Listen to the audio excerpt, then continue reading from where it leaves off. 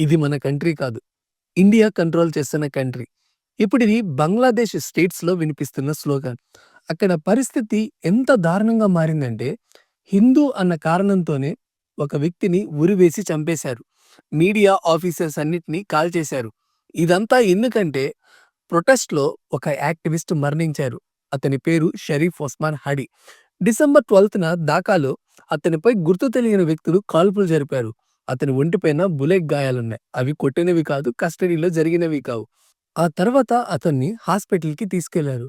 తర్వాత సీరియస్‌గా ఉందని సింగపూర్‌కి చేంజ్ చేశారు. కానీ డిసెంబర్ 18న అతను చనిపోయాడు. అప్పుడే టోటల్ మొత్తం ట్విస్ట్ అయిపోయింది. ఇది ఇండియా చేసిందా? ఇండియా హ్యాండ్స్ ఉన్నాయా? అని కొన్ని సోషల్ మీడియాలో వైరల్ అయ్యాయి. కానీ ఇప్పటి వరకు ఇండియా పాత్ర ఉందని చెప్పే ఒక్క ఆధారం కూడా లేదు. కానీ కోపం మాత్రం నిజం. ఆ కోపం వల్లే స్ట్రీట్స్ పైకొచ్చి రచ్చ రచ్చ చేసేస్తున్నారు. ఈ కోపం వెనుక నిజంగా ఎవరున్నారు? ఇటలీ, పాకిస్తాన్, చైనా ఏ విధంగా సపోర్ట్ చేస్తున్నాయి? రష్యా, యూఎస్, మిడిల్ ఈస్ట్ ఎందుకు సైలెంట్‌గా ఉన్నాయో తెలుసుకోవాలంటే ఫుల్ డీటెయిల్స్‌ని కామెంట్ సెక్షన్‌లో మెన్షన్ చేయండి. ఈ వీడియో నచ్చితే లైక్ చేసి, సబ్స్క్రైబ్ చేసి సపోర్ట్ చేయండి.